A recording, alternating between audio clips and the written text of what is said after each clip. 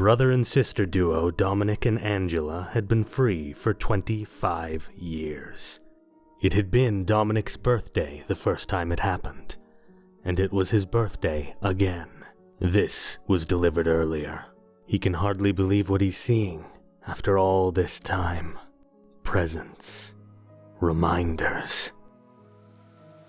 It would be so easy to just get rid of it. Dominic knew that. It's okay. You can do it. No, we can't make this decision on our own. We have to tell the others. They all met together for the first time in years. They'd all grown so very far apart. But this was not an event for catching up on old times. But of course, when the time came, none of them could say a word. It was all they could manage, just to open the box. I can't believe I'm 43 years old, and I'm petrified of a dice. Die. The word is die. I use comics and manga to relax when the internet is stressing me out, which has been a lot recently. So when I started reading Die, that was actually all I really wanted from it. But Die didn't relax me. Die kicked my brain into overdrive. Because Die understands role-playing games in ways that I have never seen another story do before. Die feels so weirdly like it was personally written for me, but it wasn't. It was written for all of us, everyone who roleplays. And if you're into role-playing games, then I think you need to read Die. In 1991, a group of teenagers sit down to play a role-playing game invented by their friend Soul. He passes out a unique set of dice, one for each player. They awaken sometime later in a disturbing world of fantasy that would haunt them into adulthood. When they emerged 2 years later, they did so without Soul, who'd been stolen away in the final moments by the Grand Master who ruled Die. 25 years later, they rejoin one another when Saul's bloody die is delivered to Dominic, and the cast is submerged once more into nightmarish fantasy. And this time, it's Soul who stands before them as the Grand Master. Wielding the D4 is our protagonist, Ash, aka Dominic in the real world. Everyone else left the world of Die terrified of it. But not Dominic. Dominic left Die afraid of Ash. The D4 is a special die in D&D. It's not used for much. Small tweaks, small modifiers, small manipulations. The powers of the D4 turn Ash into a class known as the Dictators. At a whim, she can sculpt the emotions of others however she chooses. It can be a small thing, something intimate. He was an angry knight of kisses, joy into power. He was an adventurer. He was an adventure. As he rode off, he said he would not rest until he had gazed upon my perfection once more. He dared me to use my power to make his words binding. I laughed and did so. But the power of the Dictators is insidious, warped, evil. The oath holds. There has been no rest. I died 3 years after we met. 3 years after that, my eyes rotted. Even though you are before me, I still cannot see you. My oath will never be fulfilled. The author, Kieran Gillen, put Ash's powers like this. Dictators are like bards. If everyone was f***ing petrified of bards. To put it into a metaphor so that it's a little easier to understand, it would be similar to if, say, I asked you to hit the like button and you were forced and compelled to do so hard that you had to, your body was artificially forced to destroy your mouse in the process. Next, wielding the D6 is Chuck, the Fool. The D6 is a basic die, a normal die that you would expect to see outside of a role-playing game. The D6 is only half committed to RPGs, and so is Chuck. The powers of the Fool allow him to be the murder hobo of his dreams, granting him power proportional to his recklessness. One way or another, someone's going to learn a lesson here. It learned a lesson. And me? I learned absolutely nothing. The D8 is the die of the longsword, so it demands a martial class. Yet the number 8 signals more than merely swords. Kieran Gillen cites Dr. Plutchik's theory that all human feelings are made up of 8 primary emotions. Within die, there are 8 orders of knights, and Matt chose to be a grief knight. He wields his sorrow as a weapon, which naturally sounds excellent to a teenager, but it's a very different thing to experience the full crushing weight of sorrow and depression firsthand. Outside of the game, Matt left his depression behind years ago, just as he left his sword back in die. But now, as the game continues and the trauma piles up, Matt begins to flirt with a new weapon: rage. The D10 was given to Angela, Dominic's sister. She was dead set on playing a cyberpunk within the fantasy game, and the world obliged. This all may sound a little bit like ancient history, but D10s are actually one of the only major types of dice that are fully a product of the modern world. All other dice, even D20s, have a long, long history, going as far back as ancient Egypt. But the earliest known record of D10s came in 1906. D10s are an industrial die, a die of the future, and combined with their relations to zeros and ones, that makes the D10 the perfect basis for the Neo class. The Neo begins each day with all their equipment powered down. They have to search the environment every single day for fair gold to power up the pieces of their equipment, and sometimes there just isn't enough. And then we have the D12, which is taken by Isabel. Just as there are 12 gods of Olympus, there are 12 gods on die, yet they mean next to nothing to the atheistic Isabel. She's no cleric, she's a godbinder, and must negotiate deals and debt with her patrons the same way that a demonologist would. If I wanted to be polite, I'd have asked a human for the favor. You're just a god, and you owe me. And finally, we have the D20, the die of everything, the die of reality. It can only belong to the Grand Master. You may notice that the author of this comic put a lot of research into what every die was going to mean. The research did not end there, however. The world of die is not merely a role-playing game. It's the role-playing game. The contents of every RPG ever written or played all flood into this world, alongside the works of every writer who's ever influenced those games. But one game on die came before all the others. A game that will be familiar to fans of this channel. For the very first game to have influenced the world of die was Glasstown, and its first master was Charlotte Bronte.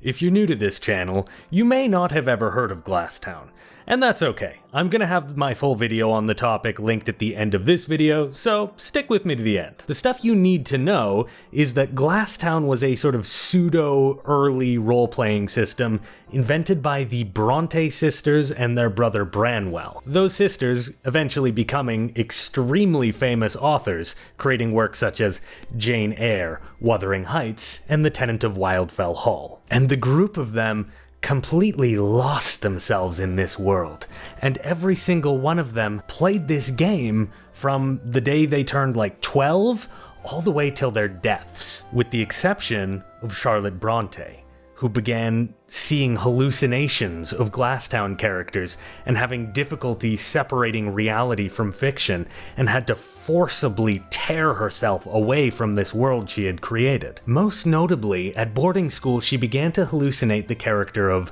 Zamorna, who is actually very important to this story because Zamorna is in Die. The comic doesn't actually make it explicitly clear who Zamorna is.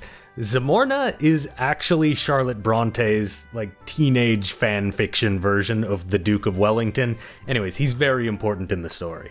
Okay, that is probably enough about my personal obsession with Glasstown and the Brontes. So what exactly is it that's so intoxicating about the world of Die? And I think the answer is that Die really fundamentally understands role-playing games, and it can finally answer the age-old question: why is it exactly that there are so many RPG horror stories? RPG groups often fall apart, but why? Friend groups don't often explode into flames over some other games. We don't have the same infinite supply of Apex Legends horror stories, for example. The world of Die unravels in much the same way a real group of friends would. There are a lot of voices in the world of Die. A lot of different people's influences and desires and play styles all mixed right into the world. It's little wonder that Die can feel like a fever dream at times. It very convincingly feels like thousands of disparate minds built this place atop the contradicting ideas of others. Die is a nightmare, and the art conveys it perfectly. Die is intoxicatingly beautiful to look at, vibrant and fantastical. But look at the colors of this place. It's like a poisonous smog that you can't stop yourself from sucking into your lungs over and over. This is a fantasy that suffocates you and leaves you gasping for more. It's too many ideas. Too many ideas to make sense. Too many people wanting to have their say with the world. But then, isn't that how all role-playing works? All of your players want something different from the game. And if you are the dungeon master, it is your job to find a way to create a game that will give everyone what they want from your world. Because the world you're creating does not fully belong to you. And that is why role-playing groups tend to either become life-changing experiences or they completely blow up messily and destroy friend groups. It's because Dungeons & Dragons is a game of friendship. And there are dire consequences to losing a game of friendship.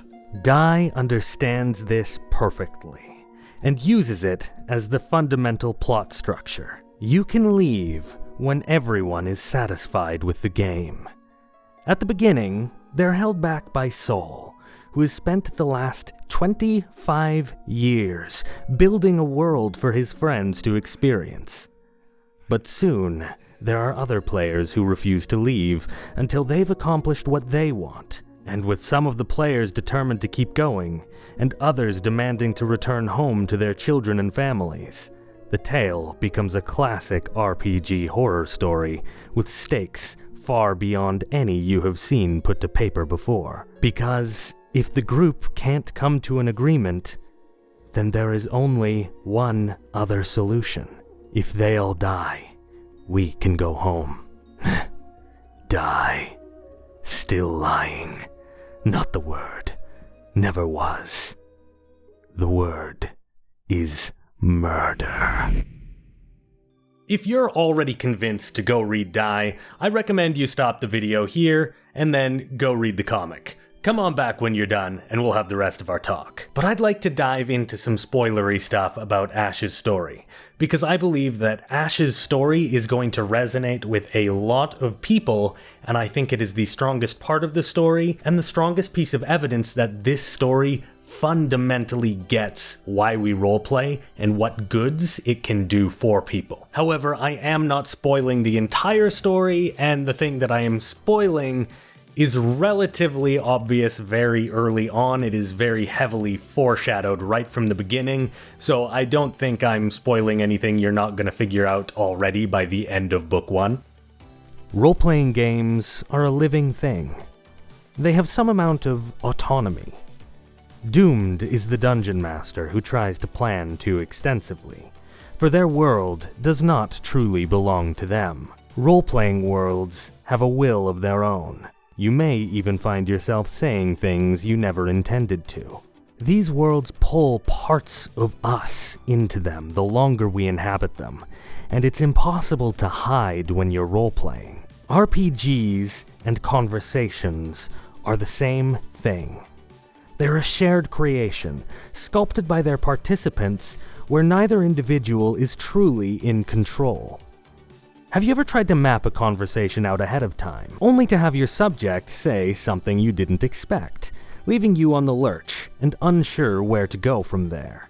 You can't plan for a conversation. You cannot control a conversation. You can only give yourself over to it. And the deeper the conversation goes, the more you need to give. I often feel horrible after a good conversation. I didn't seem to learn how to socialize normally as a teenager. Not naturally, not the way that everyone else did. And at a certain point, I noticed that I was lagging behind, and I couldn't really understand why. I'll be honest, I probably have autism. I don't have a diagnosis. I'm not going to seek one out because I don't even know what good it would do me to have one. But that's where I think a lot of the difficulties came from, and a lot of the symptoms line up. I don't want to get into it. Anyway, I did the only thing that I could think of. If everyone else was just picking up social skills naturally over time, and I just wasn't doing that, then the only thing I could do was study social skills. I began taking notes from conversations I had with people. I literally began memorizing techniques on what to say in certain situations, and I went so far as to even interview my friends to try and understand exactly, our relationship to one another. And I pored over all of my findings. My ability to speak to people without coming off as extremely abnormal in a sense is a product of memorization. I fabricated my ability to speak to people. I built it from scratch. It is a purpose-built mechanism for talking to people, and people generally treat me better when I'm using this particular mechanism. But no matter how well designed my social machine, it is still, at the end of the day, just a plan, and conversations will strip the machine away. And when I'm in a good conversation for a long period of time, and I feel the social machinery strip away, and I'm just there, and my conversation partner can see me, it's horrible. It's terrifying. It feels like the thing that I was trying to make it so that people didn't see, I can't hide it because it's me, and I can't hide myself in the middle of a long conversation. And that's why Ash's story resonates with me so hard, even though I can't personally relate to everything. Ash and I are hiding very different things, but I know that feeling of trying and failing to hide a core part of your identity. Because when Dominic Ash is in Die, everyone can see the struggle for what it is. It's so obvious, and Ash just can't deny it. Only try to ignore it, and hope that everyone will just stop asking. But it's also wrapped up in everything, and in this entire horrible world they're in. Ash is the dictator class, and the D4 affects the mind. Ash becomes a manipulator, a schemer, and worse, she finds that it all comes so naturally. But it's not all tied together like Dominic thinks it is. Dominic fears that Ash will tear herself free from the game, that Ash will enter the real world and force Dominic to become the same sort of toxic manipulator. But Dominic can't leave Die without taking Ash. And it's all so painfully clear to everyone but Dominic. Ash did horrible things in Die. Manipulation, lies, murder. So many things that are unforgivable. Things that are awful. But being a woman wasn't one of those things. Hello. It's been a few days because there was a little bit more I wanted to say. So I do want to be explicit about one thing because these things do matter, and it's that at the end of the comic, we are left with the knowledge that Dominic Ash is both Dominic and Ash, and the comic states that Ash is most likely gender fluid. However, they return home to try and work out the details, so that is not for sure the label they're going to land on.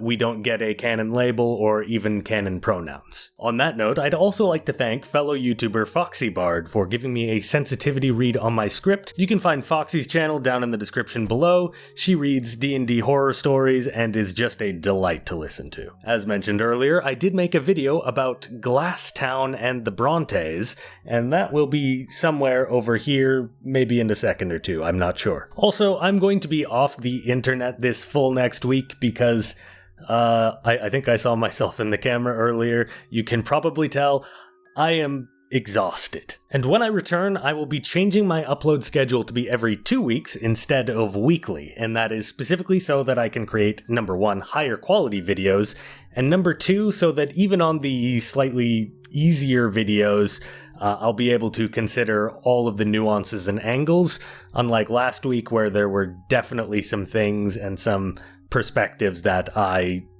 didn't really consider prior to making the video. So I'm going to do better in the future. It will be less content, but it will be higher quality content, and that's my promise to you.